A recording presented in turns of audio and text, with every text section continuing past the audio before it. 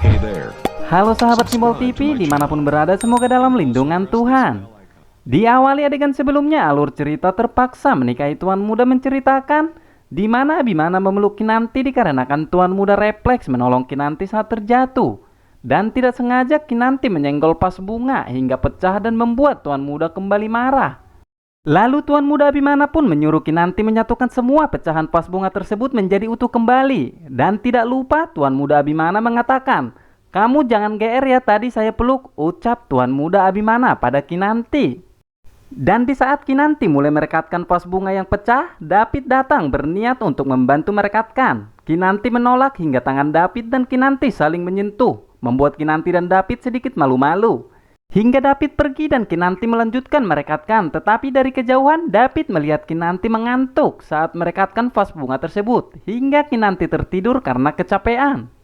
Setelah bangun dan tersadar vas bunga yang ia rekatkan tidak ada di meja, Kinanti panik dan menganggap bahwa Bibi telah membuangnya ke tempat sampah.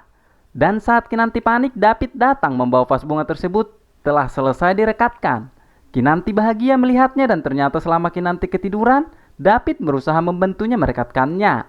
Kinanti pun bahagia lalu mengucapkan terima kasih pada David hingga Kinanti mengantarkan vas bunga tersebut ke kamar Tuan Muda Abimana. Alih-alih mendapat pujian karena telah merekatkan, Tuan Muda malah marah pada Kinanti dan menyuruh membuang vas bunga tersebut ke tempat sampah. Di adegan lain terlihat Tuan Muda Abimana sangat marah dikarenakan mendapat bukti rekaman dari David bahwa Reno keponakannya telah membuat ulah di luar hingga membuat banyak wartawan di depan rumah mereka. Dan Tuan Muda tidak mau membantu keponakannya itu karena menurut Tuan Muda Abimana sudah membuat nama keluarganya tercoreng hingga Reno dan ibunya menemui para wartawan tersebut.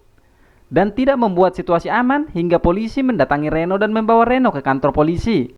Sebelum Reno dibawa polisi, Anita kakak dari Tuan Muda Abimana memohon pada Tuan Muda menolong Reno agar tidak dibawa polisi. Dan Tuan Muda Abimana pun tetap tidak mau menolong Reno. Dan di adegan ini juga terlihat saat Tuan Muda Abimana melihat CCTV HP-nya melihat Kinanti dengan buru-buru keluar dari rumah, membuat Tuan Muda Abimana marah dan mencoba menghubungi Kinanti tetapi tidak diangkat karena Kinanti lagi berada di dalam mobil hendak menemui ibu tua yang menjadi saksi meninggalnya ibu Kinanti.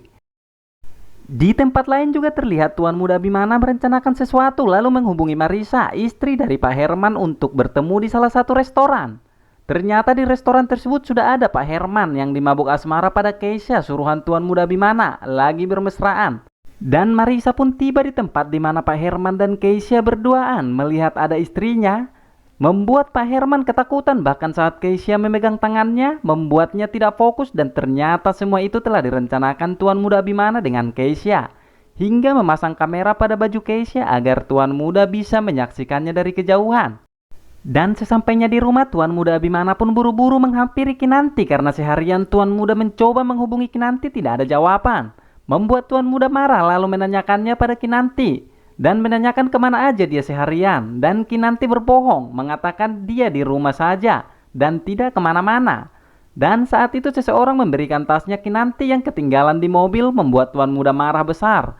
Tuan Muda Abimana pun memukul tembok hingga saat Kinanti hendak menolong didorong oleh Tuan Muda hingga terjatuh. Lalu Tuan Muda pun pergi dan melewatkan Omah begitu saja di depannya, membuat Omah heran. Di adegan lain juga memperlihatkan adegan di mana Alia berencana berpura-pura mati agar selamat dari penyekapan yang dilakukan Anita padanya. Hingga penjaga yang mengurus Alia pun mengetahui bahwa Alia meninggal dan memberitahukannya pada Anita. Lalu Anita pun menyuruh agar membuang Alia jauh agar tidak diketahui orang. Saat suruhannya membawa Alia dengan mobil, Alia pun pelan-pelan bangun dan ingin melarikan diri. Dan saat hendak melarikan diri, tiba-tiba saja mobil berhenti dan suruhan Anita keluar melihatnya. Bahwa Alia tidak ada lagi di belakang mobilnya membuat ia panik dan mencarinya. Dan saat Alia berlari, suruhan Anita melihat hingga mengejar sampai ke tengah hutan. Dan Alia pun dapat lalu memberikan perlawanan hingga hendak lari. Alia terjatuh ke dalam jurang di tengah hutan. Lalu bagaimana cerita selanjutnya? Akankah Alia akan selamat dan akan membongkar semuanya? Atau malah Alia disikap kembali oleh Anita? Saksikan terus alur ceritanya di Simbol TV. Jika suka dengan alur cerita ini, jangan lupa tekan subscribe, like, komen, dan share agar Simbol TV terus menyajikan alur cerita selanjutnya. Terima kasih.